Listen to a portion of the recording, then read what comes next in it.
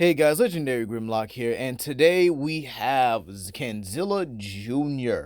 beat the Monsterverse here. Believe it or not, we were supposed to do the Optimus Prime one, but Zilla came out first. He has the right. So we're going to be doing the same rules as the last two with Showa Gamera and Ruiner Nergigante. And yeah, we're not going to really change anything for Zilla. He's the exact size he needs to be. He's 198 feet tall and weighs over 60,000 metric tons, which actually is perfect for him because, again, being light is not a bad thing here. Now, yeah, I think that pretty much just covers it for his rules. So let's talk about his scaling here. And this is pretty simple. Zilla is planetary because he scales above monsters that actually outclass Medusa over here. Medusa is a monster that is confirmed to be able to absorb all of the Earth's water and pretty much turn it into like power and stuff here. Like it gets its nutrients or its electrolytes from absorbing all the water on Earth. Like, so she touches that water, it's all going in there. So she'd absorb all of Earth's water, which is absolutely crazy, right? And so Zilla would scale above this as he was not only able to combat her, take attacks from her, and then, had to get adjusted to her, her metabolism absorption ability, but he then went on to go ahead and beat her. Zilla also possesses a plethora of abilities that actually go along with how powerful he is here. He actually has a very overpowered regenerative ability to the point where all he really needs is water to like accelerate it, and even normal things like piercing his skin only get like it's like a centimeter deep into his skin before he just like shakes it off, and then there's no blood, no wounds, no nothing. All right, so yeah, even if something like pierces through his skin fully, he can heal from it when he just touches water, and that's it. Keep in mind, this dude actually suffered the same wounds that his father did in 1998 at the beginning of the series, and all he did was dive beneath the water in order to just heal it. So yeah, he's very overpowered when it comes to his regenerative factor. He has his atomic fire breath, which allows him to not only create his own warm front, which is around the country levels, mind you, but also like allows him to, bypass things like ice abilities. Actually allows him to burrow through ice pretty easily. Like it actually allows him to kind of like swim through it a little bit.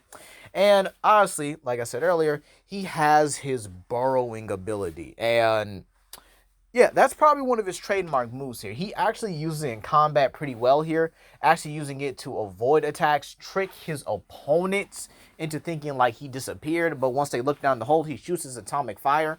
Oh, and he's incredibly fast as well, actually being able to react to the hummingbirds, or the mutated hummingbirds, excuse me, with the mutated hummingbirds actually being able to bend light waves in order to move. And yet Zilla is not only able to see them without the specialized glasses, but is able to tag and react to them, meaning he can move his head fast enough to just hit them. So yeah, he would actually have FTL to, or relativistic to FTL reaction and combat speed. Travel wise, he's able to like dodge missiles and stuff like that, actually being able to outpace missiles after they're fired. So this will put him into the hypersonic margin when it comes to his movement speed, which is actually enough. In all honesty, it's pretty simple here. His jaw strength is also capable of biting through and tearing through titanium and monsters made of nanotech. So yeah, I think that pretty much covers it. So let's start off with round one, the fodder.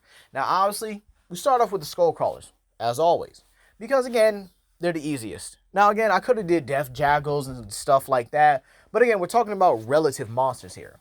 Well, somehow or somewhat tougher monsters here. But the Skull Devil and even other skull crawlers that are bigger than it, like the one seen in Godzilla versus Kong, are absolutely fodder. They get one-shotted, like blitzed and one-shotted. Like it's just it's crazy. Like you have a monster that goes from hypersonic to relativistic speeds and can shoot atomic fire and can burrow just as good as the skull crawler. So yeah, that's a wrap. Same with the Warbats. Yeah, Zilla just gets a hold of him and it's done, or they try to just come near him and he just tail whips him. Like it's over. He doesn't really stress with these guys at all. Like, I know they're venom winged and stuff here, but again, some of these creatures can only get about skin deep or not at all. Like, he's immune to even like a scorpion stinger until the scorpion had to pour acid on him, like a very specialized bioacid, in order for his stinger to even work, which is what you guys saw earlier. Now, Methuselah, again, I hate saying this, but he gets dog walked. In all honesty, I could actually see Zilla just burrowing him into the ground and then just coming down with like a tail attack or something, or just pouncing on him and just ending it like that with a bite to the neck. So yeah, Methuselah gets dealt with. Same with Nikika. And again, this is underwater, where Zilla is much faster, able to dodge and even tank torpedoes. Like I keep telling y'all, his durability is much higher underwater. It's like Aquaman and Namor for some reason. Like, once he's underwater, he's basically invincible at that time. Like, it is what it is here. Now, again, Nikika does have her camouflage ability, and that could upset Zilla for just a tad bit. But again, it's only delaying the inevitable. Excuse me. Now, the Mutos is actually where Zilla actually has to start using his brain. The male Muto can fly, and the female Muto is on the ground. Plus, the female Muto is bigger than him. But again, since when did size and weight equate to actual feats, right? Now, this is where Zilla's burrowing capabilities come in real handy here, and his divide and conquer strategy could actually work here. You see, the male Muto flying could actually present Zilla with the opportunity to go after the female Muto. And once he realizes this, and it wouldn't take him long to do so either, he's going to just use that to his advantage, using the male Muto's flight to basically go after the female Muto and burrowing underneath the ground to basically avoid any attempt from the male Muto from trying to grab him or get him in any way here. Even if the male Muto could, he's still too durable for the male Muto to even hurt. Same way with Godzilla. They weren't really able to affect him unless they were targeting his gills, which is like his kryptonite. It's like the most vulnerable part of his body. So it's it's not going to work out for them in the end. I honestly see him killing the male Muto the same way Godzilla 2014 did, and the female Muto just gets ripped apart once it gets close. So this round definitely gets a no difficulty. Let's move on to the next one with some actual feats here. And we're going to start off with, obviously, like we always do, Behemoth. And again, Behemoth's great. He's got his tusk regeneration. Possibly could regenerate bones as well, since, you know, that's what his tusks are. They're just simply his bones and stuff here. But again, he doesn't do so high. I mean, he's got more feats than Methuselah and Nikika, but even I would definitely say he's stronger than the Mutos, but it's not going to take much for Zilla to knock him out. Again, it's probably just going to take a double tail slap, and that's it. Amalok. Come on, guys, he gets burned. Like, extra crispy. Just poof, and it's over. Like, we have Amalok doing great against Behemoth, but once Godzilla gets in there, it's over. And again, this is possibly because Godzilla could burn Amalok here. And again, Zilla's not no pushover. He'll tackle him. He'll grab a hold of him, rip him apart. Now, yeah, the only way to kill Amalok is going for the head. And again, Zilla's not, far outside those means here. I mean, he's ripped Kaiju apart before, and he's grabbed King Cobra by the head in order to just end it right then and there. So, yeah, he's out of here. Now, this is going to be a 2-for-1, and it just simply is going to take place in the water, because this is where the Kaiju are at their strongest here. We have Tiamat and Scylla. Now, starting off with Tiamat, her hydrokinesis actually does give Zilla a lot of trouble here. However, Zilla has been caught in things like whirlpools, underwater tornadoes, and stuff like that, even being able to create his own whirlpools while he's under the water. Scylla's scales are going to be the most troublesome factor, but again, Zilla's like Wolverine under the water. He'll like instantly heal from all that stuff. And with Scylla, yeah, I would probably say she might be a little faster, maybe. Like, I'm like 50% sure she would be faster, but I'm not solidly sure that she would be. But again, she is able to damage a weakened and tired Godzilla that still is recovering from his fight with King Ghidorah. So, yeah, she would still have at least some relevancy to, younger Godzilla and stuff like that, being able to damage Godzilla and stuff. But again, in the water, Zilla's invincible there. And then you have the sheer fact that Zilla is a lot better of a fighter underwater than the both of them here. I mean, this is a guy that can also touch the seafloor and jump up like it's absolutely nothing here. Like, he's just capable of just doing that with ease here, in all honesty. Even did it while the nanotech creature was attached to him, meaning he had more weight on him. And he's also done this with the Loch Ness Monster, who, in all honesty, functions a bit like Tiamat, except without the razor scales and the, whatchamacallit, the hydrokinesis. But Zilla was able to still drag her out the water and proceeded to dominate her on land. I don't see it being too differently, except Tiamat might be a little bit heavier. Her slender build does mean she might not have as much weight as you know, Nessie over here does seem a little bit bulkier than Tiamat here. But again, I don't see either one really being a problem, especially Skila. Tiamat, I would definitely award a mid difficulty. So, yeah. Zilla still would outclass and outscale Tiamat here, so I would have a low to mid difficulty. Now, let's move into the next round. The heavy hitters, the big boys. And this is surprising because I actually think Zilla would deal with Mechagodzilla a lot easier than he would the rest of these monsters here. Like, I think Mechagodzilla is more or less Zilla's bread and butter, if you guys get what I mean here. Because think about it. He's got all the natural weaponry that the Lizard Slayers has, and he's also made out of titanium like they were.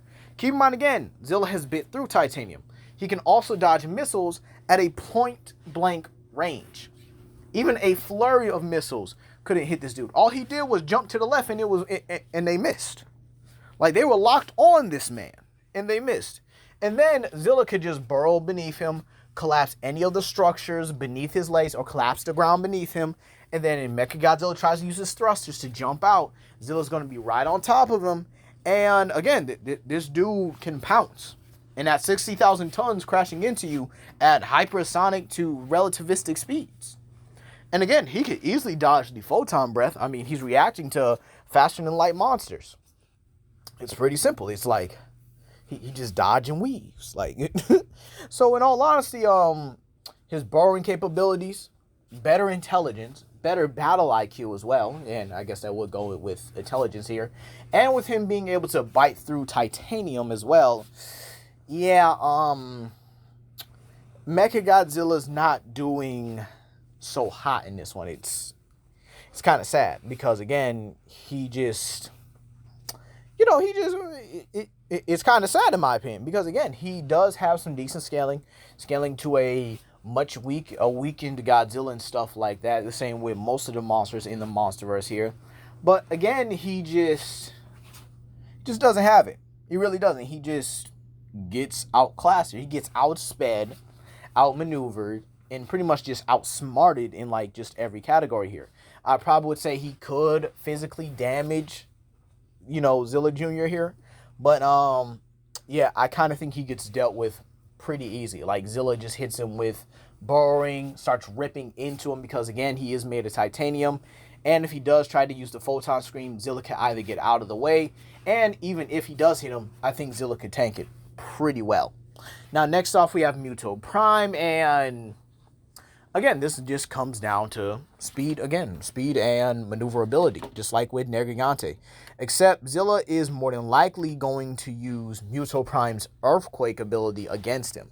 Just using it to like destabilize the ground, which would make it easier for Zilla to speed through and to collapse the ground beneath Muto Prime here. And again, this would actually be interesting because Muto Prime hasn't dealt with a creature that could likely turn its own burrowing capabilities against him. Keep in mind, Muto Prime is also capable of burrowing through tectonic plates. So yes, it is a stronger stronger digger than Zilla Jr. here. But again, Zilla is capable of not only outmaneuvering it, but actually pretty much just outspeeding Muto Prime when it comes to a digging situation. Meaning he'll be underground far faster than Muto Prime. And again, if it comes to an underwater battle, which Muto Prime has shown the capability of being able to fight Godzilla, yeah, I'm not too sure Muto Prime's even escaping from Zilla underwater. Bro is way faster than Monsterverse Godzilla when it comes to underwater combat. So he's dealing with Muto Prime with utter ease on this one.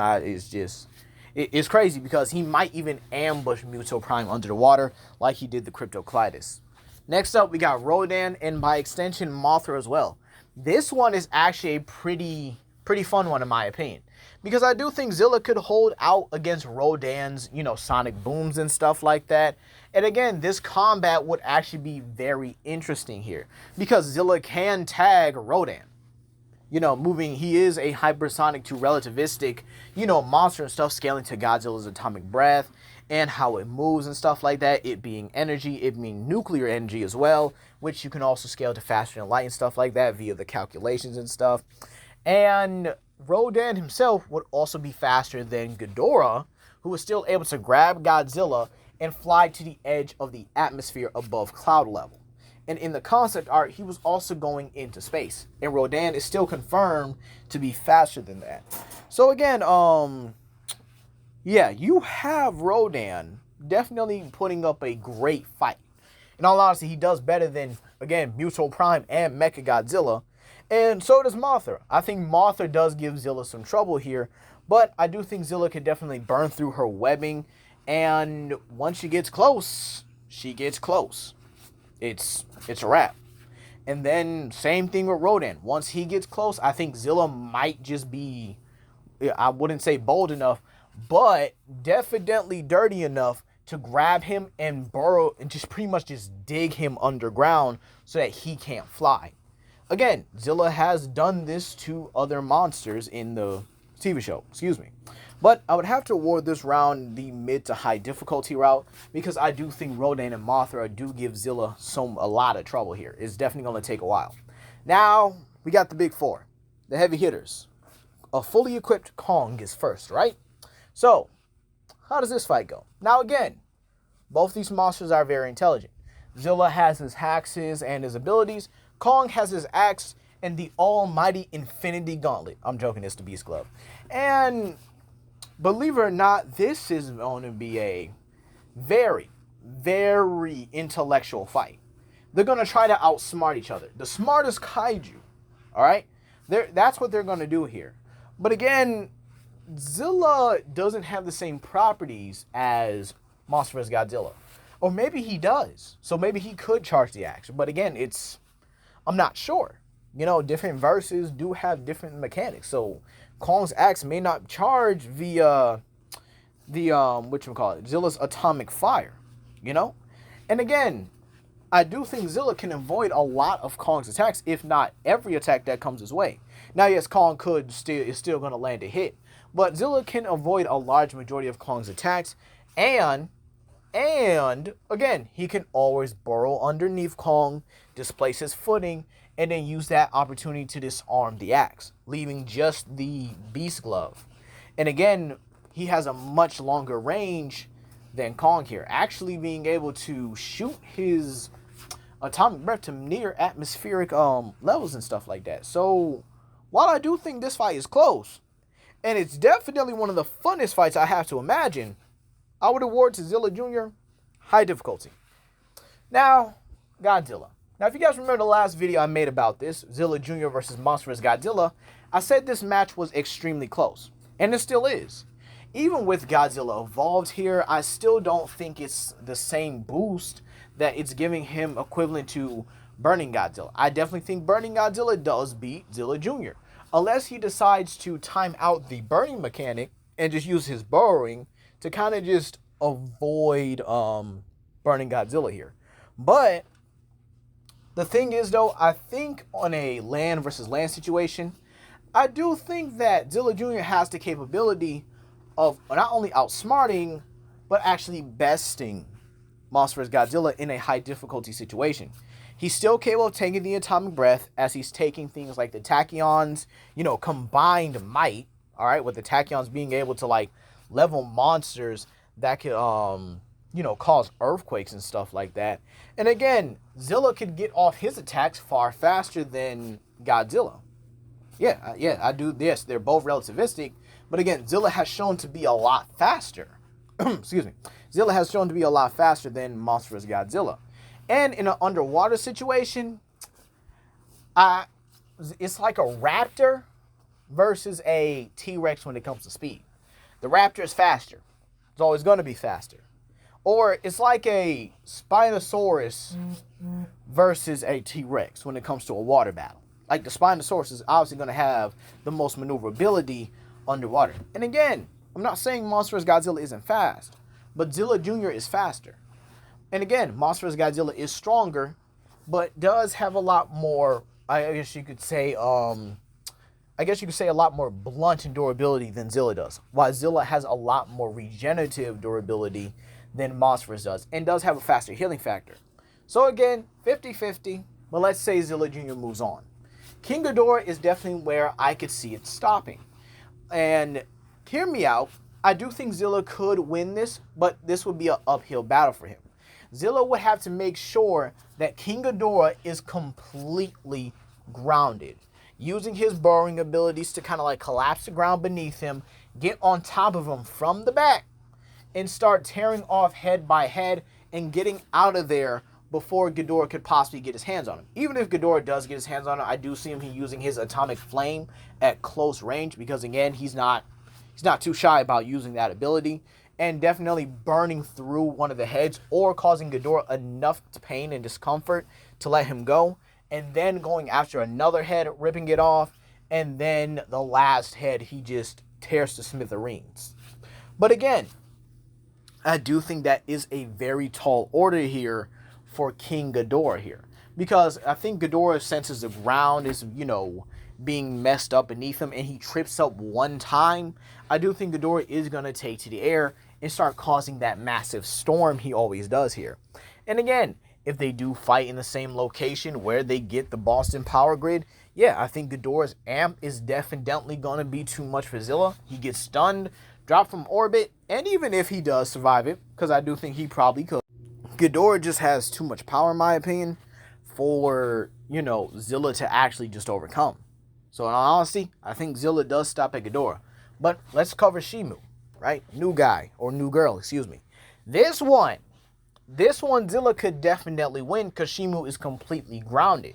And again, I'm not sure if Shimu's frostbite ability or frost ability allows him to freeze through the entire ground. We know it allows her to freeze the ground, but does it allow her to freeze to such a level that she's like bypassing the molecular structure of the ground, if you guys get what I mean here? And the frostbite blast could potentially be countered because Zilla Jr. has fought a monster that can use absolute zero breath, that being the Sub-Zero Manta. And his atomic fire breath has been able to counter it before. And it was able to cause a supercell storm. Now again, Shimu does have the ability to cause, an ice age, something that is very deadly to the entire world here. Keep in mind, that's not weather change, that's climate change. That's something entirely more devastating and more dangerous than any of the other monsters. Yes, Ghidorah can cause a storm, an extinction storm, but it would have been causing extinctions over time. Shimu is causing a whole climate change that devastates everything. There's a very big difference here. Now, in all honesty, I do see Shimu losing. Zilla could definitely destabilize the ground beneath her, could definitely dodge her frostbite blast, if not counter it, creating a storm that might give both of them the advantage or neutralize their attacks completely. So, yeah, I definitely see him beating Shimu.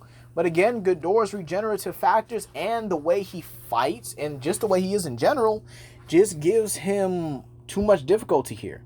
So in all honesty, I actually see Zilla Jr. getting the same percentage as Nergigante, except they have the complete opposite wins here. Zilla Jr. beats Shimu, but Nergigante loses to Shimu because, again, Shimu does have the possibility of AoE attacks, as I explained earlier. But Nergigante can beat Ghidorah because Ghidorah is more than likely going to bite his wings, and Nergigante can take it into the air, whereas Zilla can't. However, they do have their ways of beating the monsters that they would lose to. But that's going to cover it. Let me know what you guys think down below. Comment, like, and subscribe, and share with your friends. This is Legendary Grimlock, and I'll see y'all later for the next video. Peace.